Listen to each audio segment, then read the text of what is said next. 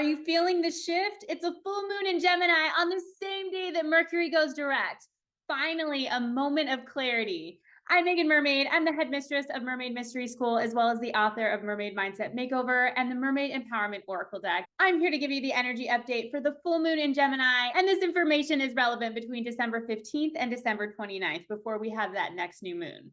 So one of the things that you want to consider is to go slow in this energy. Even though Mercury will be going direct, we still have Mars retrograde in Leo, and we are moving towards the end of the year. We have solstice that's happening on the 21st. So all of the energy is telling us to pause, to slow down, to reflect. But then with the sun in Sagittarius, Venus in Aquarius, Mercury in Sag, it's like we have all of this fire and air that's just like pushing us to go big or go home in many ways. And then not only that, but we also have the sun in Sag, quincunx to Uranus and Taurus. So there might be some adjustments. We might be feeling the frustration, wanting to be free, but not yet feeling free. Maybe there's sudden disruptions or changes or things that are happening in our life. And we just have to pause. We have to pause. Even though Mercury is going direct, it's not necessarily the time to speed into action. We want to take desirable, intentional, focused action in these next few weeks, the last days of the year. So when we think of the energy of Gemini, it's about communication, information, learning, socializing. Gemini wants to have its hand in every pie. It's really all about the versatility and the multidimensionality of information. And it's also about going very, very detailed, zeroing in on things. How detailed can we get? Then when we think about the sun in Sagittarius, which is opposing the moon, full moons are always opposing the sun. The sun in Sag is all about big picture thinking, and it's about expanding. So Gemini is going in, Sag is going out. How do we find that balance? We want to consider what's been happening for us over the last 6 months when it comes to communication, when it comes to who we socialize with, how we learn, how we share information, and just be open to moments of clarity. Be open to breakthroughs or epiphanies, because the full moon is always the time where the light is brightest in the sky and something will be illuminated. Secrets are revealed. Something will come to light, especially when it comes to these areas of learning and information and growth. Gemini is also about adaptability. It's one of the mutable signs. So we might be experiencing a lot of change. And especially with the sun quincunx to Uranus, it might not necessarily be welcomed change. But if we can just be open to the fact that this change is helping us to get onto the right path, then any temporary moments of frustration or challenge will be setting us on that right path, and we can approach it from a better space. Gemini is also this opportunity to look at the balance between our head and our heart. Oftentimes we have this intuitive hit and we're following our heart and we're thinking, yeah, let's go this path. This is a great idea. And then we have the mind, the monkey mind, that says, well, what about this? What about this? What about this? What about this? So the other thing that we want to consider with this moon in Gemini is it's very chatty. So think about how you're speaking to yourself, how you're speaking to others. What are you saying to people? How are you talking about the situations in your life? Remember that this energy of Sag is still the backdrop for everything. So we still have this hope, this faith, this optimism. And with Mars retrograde in Leo, kind of in the background as well, we have to remember that in order for us to get onto the path of desirable action, desirable intentions, it all starts with how we're thinking. So Mars retrograde is inviting us to reclaim our power, to step into this Leo mindset of doing the things that we're here to do, of being an example, of shining our light. And so oftentimes with Mars retrograde in Leo, we're going to see those situations highlighted in our lives where we are kind of dimming our light, giving our power away, where we might be going along or thinking about it from this Aquarian mindset, with Aquarius the opposite of Leo, where are we kind of fading into the crowd instead of honoring our unique contribution to the dance of the universe? We can think of Sag and Gemini as truth, Sagittarius, and information, Gemini. So what we're seeing, especially with the the threat of TikTok being banned in January. It's like the truth, the spread of information wants to be suppressed in many ways. But we also have to understand that with Pluto and Venus both in Aquarius, that we have this opportunity to approach these situations with innovation, with creativity. And we also have to approach it from this space of surrender. Whatever is happening, we can't get sucked into all of the stories. We have to maintain this grounded space that no matter what, we will be okay. If it comes, let it. If it goes, let it. If it comes, let it. If it goes, let it. And that has to do with not only technology and the platforms that we're communicating on, but also in our relationships, in our career, in everything. So with Mercury going direct, it's an opportunity for us to reflect and to get curious about how we want to start moving forward. Again, with Mars retrograde, we don't want to just rush into action, because what are we rushing into? We have to consider the flow of what's happening in the universe. And the flow of the universe is saying pause. It's saying slow down. It's saying reflect. It's saying let's find clarity and truth and decide what information is resonant with us. And then once we have that information, we can sit with that information. We can take that information in, and we can decide based on our new beliefs and our perspectives and our ideas, that now we can figure out, okay, now that I have this information, now that communication is getting better, now that technology glitches are no longer going to be as much of an issue. Of course, we're still going to have a shadow period, so it's not going to be smooth sailing all at once, but things will start to get a little clearer. It will start to get a little easier. So now, as the fog is sort of lifting from this Mercury retrograde, we've got to figure out, okay, who am I now? I'm a different version of myself. I'm different than I was just a few weeks ago. My life is different. So now we have to figure out, what was I wanting before? And does that still align with me? And where do I want to go? Where do I want to see myself in a few months when Mars is direct at the end of February? And then from that space, we can ask our higher selves and we can ask our guides, okay, can you just send me just one little action step to do every day? And because Mars is still retrograde, it might be about going backwards, looking at what you're already doing, looking at how you're approaching work, look at how you're approaching all these Mars related themes in your life. So desire, will, action, movement. With Mercury going direct, you have the opportunity to see with clarity what's working and maybe what's no longer working. So how can you revisit what you're already doing and make those adjustments before trying to bring in something brand new? Because sometimes we think that the grass is greener and we just want to jump ship, but actually it's the commitment to the things that may have slowed down, whether that be our creative projects or our offerings, or whether it feels like we're in a partnership, or whatever it is that maybe we just kind of want to run away from with Mars retrograde in Leo. We have to figure out, okay, how can I stay? How can I restructure the framework of my life? And maybe there's just a few little tweaks and I can actually start enjoying what I already have more, rather than trying to go to this whole new blueprint. Now, that doesn't mean that we can't make big changes, but it also just means that we want to approach things wisely. We want to approach things from a very grounded perspective and really just ask, okay, what is the most important thing for me to focus on right now? And how can I just finish that, complete that, and then maybe just take a pause and then go to the next thing? So we have to understand the flow of the universe is very, very methodical right now. It's very unhurried. And then with the sun quincunx to Uranus, it might mean that there are adjustments that need to be made. And so if you find that there's unexpected things or disruptions that are arising in your field, just get curious about them and ask, what is this situation teaching me? Why would this be arising? Why is this delay occurring? Why did this sudden unexpected thing come into my reality? Is it showing me how far I've come and how I can approach things from a space of non-reaction and pivot and go with the flow?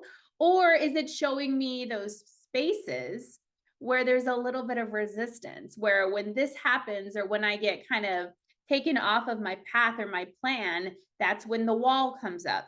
That's when I feel triggered. That's when I feel anxious. So just really start to observe what's happening in this moon. Then with Mercury going direct, it's also this opportunity to figure out, okay, what is my plan? What is my plan? What is my plan? You would feel very good if you could just take a few moments over the next few days and just really sit with like, okay, where do I want to go in 2025? And maybe what worked, what didn't. How can you just reflect on all of that? As we move into solstice, I will be offering a very powerful solstice ceremony and activation. You can find that link in bio if you'd like to join next Saturday, the 21st. It will be at 11 a.m. Pacific.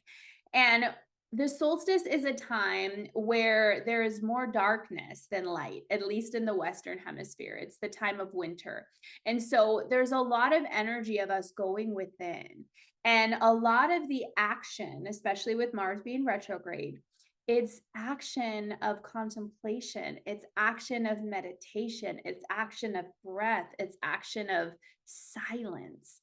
So it's actually non-action. The non-doing, the being is the most important thing. And of course, there's going to be those worries or fears of, if I slow down, how will I be able to accomplish the things that I need to accomplish? Is it okay to rest? Is it okay to pause?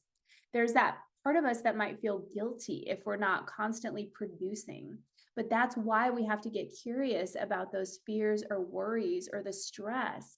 Because if we're pushing ourselves too hard in Mars retrograde, we will get burnout. We will. There is no ifs, ands, or buts. We will be burnt out, and it could likely lead to some type of injury, which will keep you longer in the pause than you want to be. So if you choose to take the pause, if you choose to listen to the irritation or the struggle or the little voice that's saying, something feels off right now, or if it just feels like there's this indecisive energy and you're like, I don't know what to do.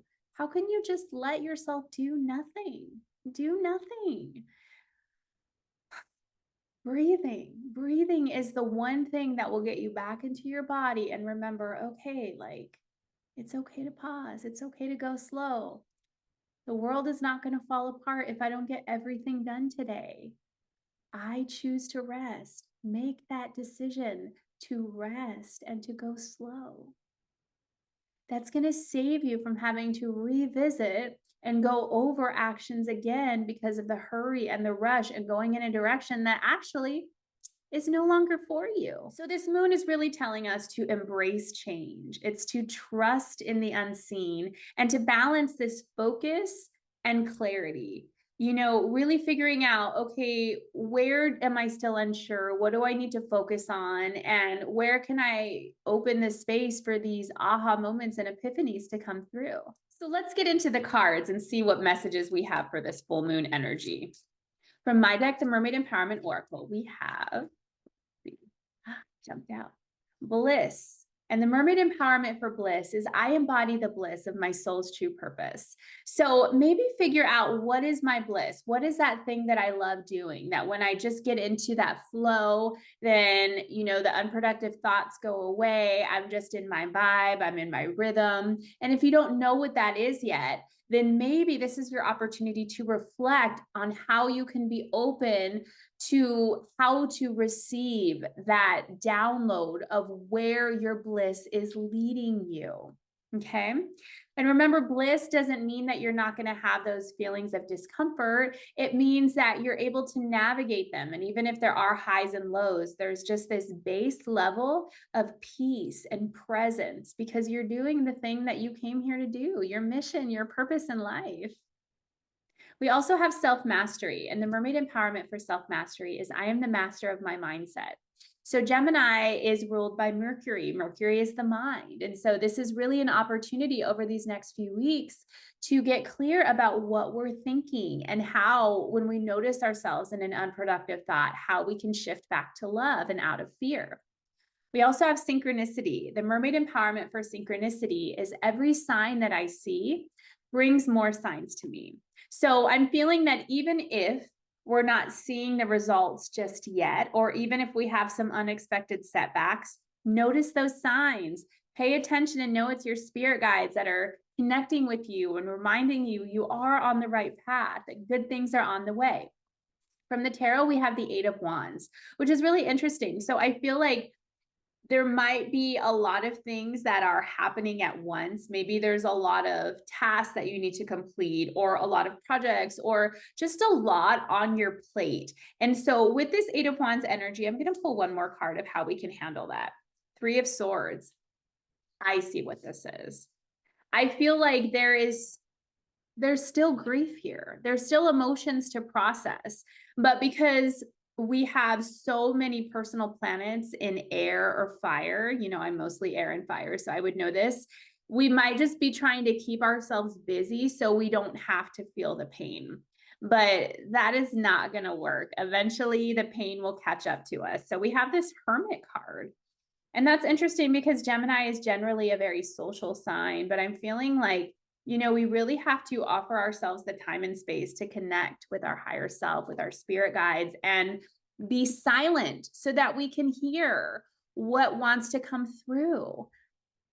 And then we have the Five of Swords. So generally, I feel like the Five of Swords is this feeling of unproductive thoughts, of ruminating, of all of this fear. So how do we get out of that? I'm going to pull a Starseed card. I think it's just knowing that self-mastery is okay. There I go again with that fear. Even if I don't have the solution just yet, I can ask for a sign. I can trust that every situation has always worked out ever in the history of life.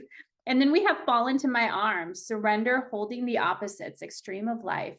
So I feel like this is just this moment to pause, and rather than just trying to keep ourselves busy and not think about the things we don't want to think about, or not feel the things that we don't want to feel, just surrender and feel it. Okay, I'm feeling grief right now. I'm going to turn this grief into art or creativity or service, and eventually it will pass. I will breathe through this grief.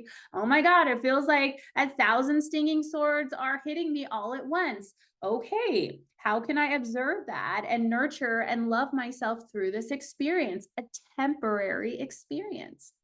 Then we have You're Not for Everyone. Embrace your weirdness, face your true north.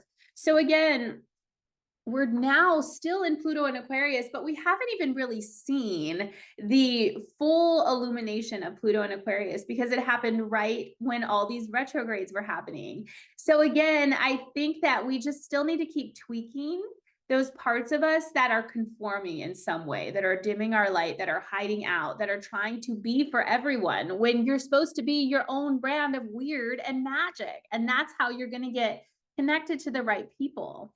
I'm in love with you. This is interesting. I feel like I'm sorry I couldn't be what you needed me to be. There's two polarities that are happening in relationships. It's like we feel deep love for people, but we also are going down this deep dive of our thoughts and our feelings and our emotions. And so maybe we're not able to be fully available to those that we care about, or maybe those deep emotions are where we've given our love away to people that couldn't be what we wanted, and there's some processing that needs to happen with that. So wherever you are on that spectrum, know that it's okay, and it will lead to the realizations that you need. Unsatisfied, I wasn't happy the way things were going. So again, maybe those changes that are sudden and unexpected that happen over the next few weeks are pointing to the places where we're unsatisfied. Oftentimes, we will get stuck in the comfortably uncomfortable unless we actively have the universe pull us out.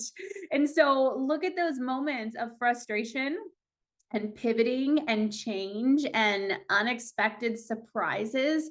Look at it as a way of getting curious of how is this showing me how to move out of places that I'm just not satisfied with anymore.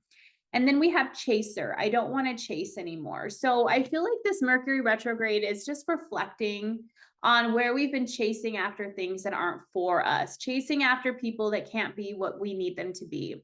And I feel like with this Mars retrograde, kind of in the background of it all, it's really an opportunity for us to heal our own masculine energy. We all have masculine and feminine energy, and oftentimes we're chasing this idealized version of masculine energy outside of us, and we're constantly getting disappointed because it's not there. Because really, the universe is saying, you need to be that masculine for yourself. You need to protect yourself. You need to get things in order. You need to make sure that you are standing for your truth. You need to make sure that you are a safe space for your feminine creativity and intuition to flourish and feel seen. So there's a lot of inner work that's happening. And again, we might not see a lot of outer movement for a while. Even though Mercury is direct, it still takes some time. It takes some time for things to get back on track. And Mars retrograde, it's like a big question mark. It's a big question mark of how things are going to show up.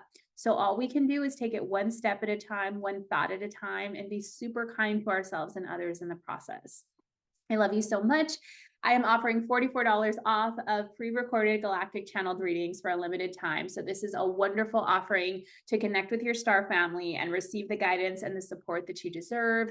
And that includes a very detailed written transcript as well as the recording. I am also offering that solstice ceremony and activations on December 21st at 11 a.m. Pacific, $22 to join in that ceremony. You can find the link in bio. And you can book a free exploratory call if you'd like to learn more. Until they shut down TikTok, I will be posting daily energy updates. And you can also find me on Instagram at official Megan Mermaid. I love you so much. Happy full moon.